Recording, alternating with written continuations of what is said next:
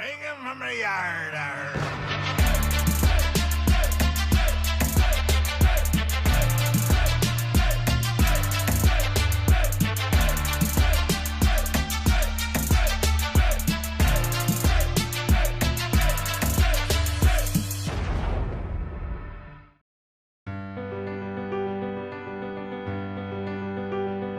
And I would like to thank my first mate supporters, Andre Cruz.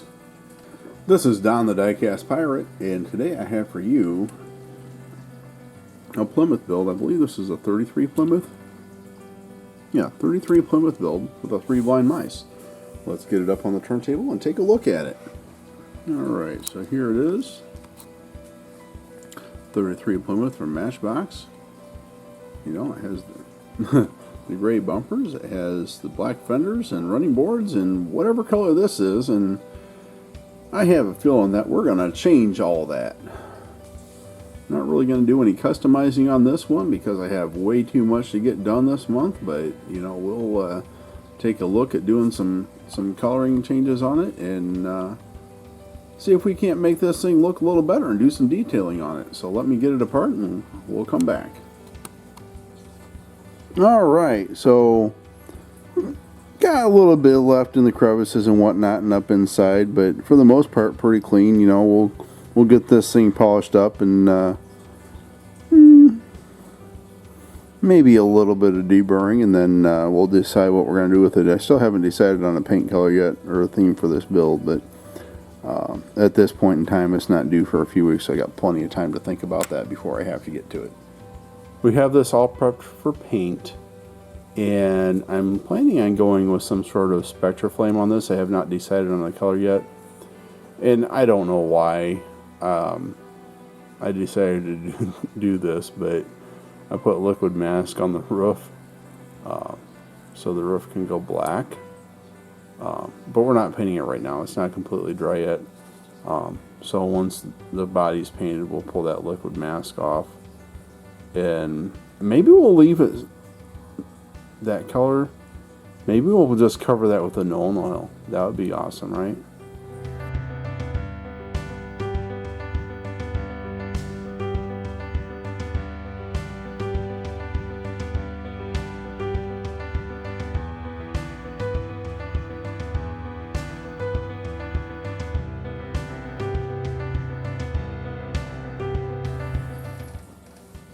Alright, well, I don't know if I showed putting the liquid mask on the roof, but I took it off just now. I decided to change directions. I was going to go with a Spectra Flame on this, and then, you know, like color the textured part of the roof black. I'm not really feeling that. Okay, so instead of that, and you see I'm touching it with my bare fingers, I'll clean the oils off of it before I do this. I'm going to go ahead and get set up and throw some primer on this. And I stopped into Hobby Lobby tonight after work, got out a few minutes early, you know, took my truck to the car wash because it didn't get there last week. And it was rainy this week, so it was all splattered and everything. But I picked up this set that I kind of looked at. And every time I look at it, I'm like, nah. But I decided, you know what? Let's give it a shot. So it's the Space Dust from Vallejo. And what these are is acrylic airbrush metallic. It's color shift depending on the light or angle. And so we have the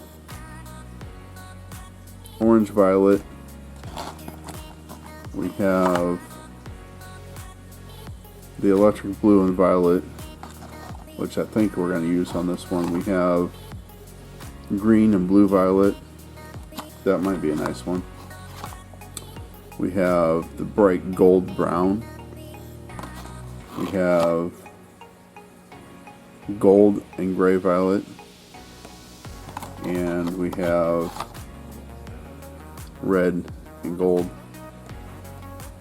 And I was just kind of looking at it, and I think this electric blue and intense violet is the way I want to go with this. There's a paper in here. I don't know if it says anything. Okay. English. Okay. Acrylic airbrush metallic colors. Depending on the light or angle, color shifts from one shade to another. Shake well, applying in thin layers. Best effects obtained over a gloss black base color. Okay, so we have to give it a gloss black. I'm interested to try new things, so I have a gloss black Vallejo. The multi-chromatic pigments used in this formulation give the paint a vibrant metallic sparkle, while their glass-like coating acts like a refracting prism. Each flake presents a variety of colors depending on the angle of view and incident light. The color shift effect is observable with both high and low gloss applications and in a wide variety of lighting conditions, and is intensified if the colors are applied on a curved surface. Best effects obtained over a gloss black base color. Airbrush and compressor. The viscosity of the color allows you to work with airbrushes with a needle as small as 0.2 millimeters. Colors can be used directly or diluted with distilled water. Recommended proportion is 4 parts of color to 1 part of water. We recommend working with a compressor pressure between PSI 10 to 15. Okay, so that's 10 to 15 PSI with a 0.2 needle. So I don't have an airbrush set up for that, but I can do it easily. So we'll set this one up for that. I'm gonna have to throw some primer on here. So I have one airbrush set up for primer.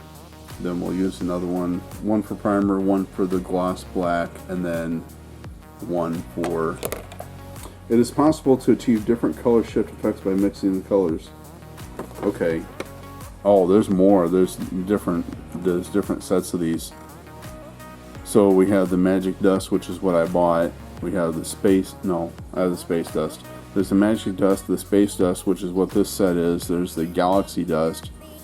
The Aurora Borealis, which looks like it's everything. So I don't know if I'll get more of these in the future.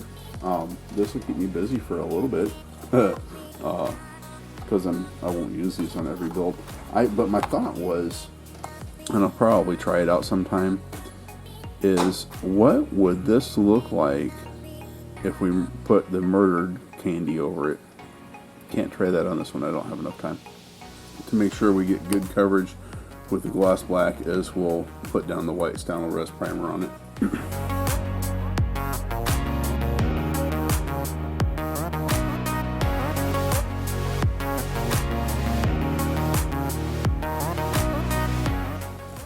Alright. I had a little bit of a snafu there, but I think it'll be okay.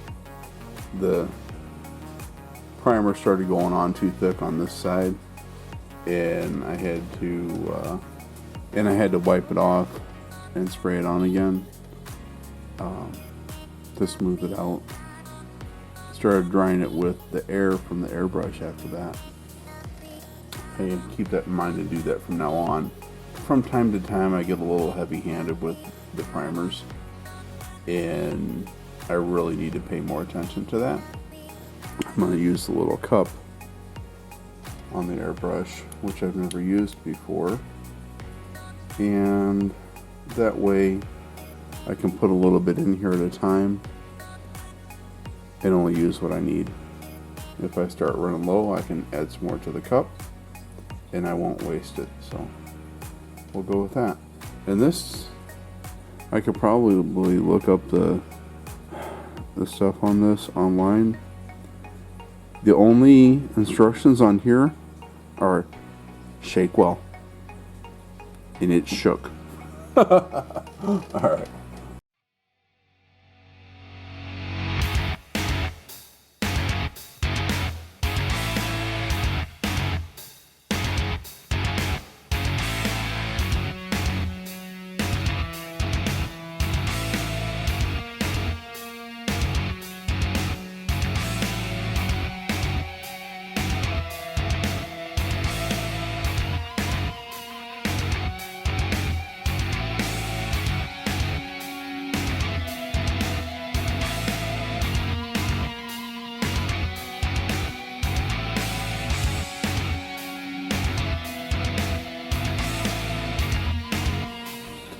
Ladies and gentlemen, I proudly present to you my 3 blind mice build of the 1933 Plymouth Sedan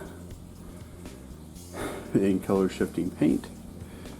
I don't know if this is really gonna show up too much on here. It's based on the angle of the light. There we go. Let's get it on the turntable and take a look at it.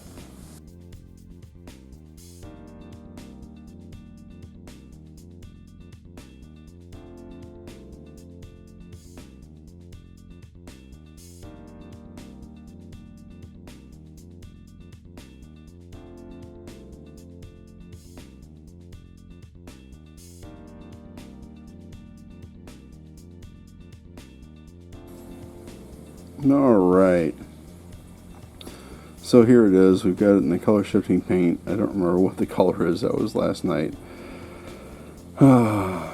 So what all did we do? We painted the body and the base and the interior. Actually used the Stenolres primer on them. The body went with the Stenolres white because we had to paint it with the gloss black to put the color shifting paint on, and I went ahead and painted the running boards and the fenders on the base the gloss black as well, and then went over it with the color shifting paint. Chromed in the grille and the bumpers, touched the headlights and the single tail light with the silver metallic Sharpie, and then I went ahead and touched the tail light with the dab of red. And just for something different that kind of goes with the car, because this is like a more modern paint job, I went with the blue metallic for the headlights, you know, just to give it that bluish look. Chrome the bumpers. We put some black Med wheels on it, 10mm front and rear. Used a black Sharpie on the spare tire cover, and then went over it with a bronze metallic Sharpie for the wheel cover there on the spare tire. Chrome the door handles and the locks. I don't think I had locks. Whatever that is right there. And this side is got. I was a little far back on it. Wasn't right on it, so I went ahead and touched it again. I was thinking about going with the Spectraflame. Yesterday I picked up the paints and decided to go with this instead. So instead of getting the video out last night with a finish that would have been doable in the time I had, I went with a 3-stage paint job. Not including the primer. Well, yeah, 2-stage paint job. Because you got the primer, and then you got the 2 stages. You got the black, and you have the color shifting paint on top of it. So, I think this is a thing of beauty. What do you guys think? I hope you like it too. I also used the Nolan oil on the grill and on the seats in the interior. I was thinking about going with a lighter color on the interior, but lack of time, and you can't really see the interior on these cars anyway once you get them all together. And actually, I think it would have taken away from the paint to use a lighter color now that it's all together. I think, the focus should be on the shimmer and the shine of the paint rather than on, ooh, look at that light color interior. So anyway, guys, thanks for watching. I appreciate all you guys. Did our 300 subscriber prize announcement video, up to 285 now. 15 more we'll get to 300. I think that's doable within the next few days, but I'm going to leave that video up for a week, and then we'll do the prize drawing either next Friday or whenever we hit 300, whichever comes later. So I picked up something today that I will show you once we hit 500, but it's going to be a prize for 1,000 subs. Okay, so we're at just about at 300. We hit 300, we'll do the prize giveaway. I'll do another prize drawing at 500, and then when I hit 500, and a couple of the guys, a couple of my close friends know what it is because I showed them a picture of it. But I'm not going to announce it, and I'm not going to show it until we hit 500. Okay, and I think it's something that you guys are really gonna like. Okay, so let's get to 500 so we can show you what that is. Alright, thanks for watching. Leave a comment down below. Click that like button for me. It really helps me out a lot, and I really enjoy seeing all the likes. And I enjoy your comments, you know, and the conversations and the back and forth we have with some of you guys, and you know, getting your thoughts on something I could have done different, or explaining some of my thought process. I had someone comment on a video about one of the red lines on the Oldsmobile being a little bit off, and I was like, you know, that's back in the day, even Hot Wheels, you know, even Mattel, they didn't get them perfectly centered. So, you know, I'm not that much of a perfectionist. You know, there's a certain point where you have to be satisfied with what you're doing, or what's the point, right? Thank you to the 3 blind mice, Lee, Jim, Paul, and I think there's one more. Thank you guys for hosting this, and allowing us all to play with these little cars with you guys. Really appreciate it. As always, this is Don the Diecast Pirate, and I'll see you next time.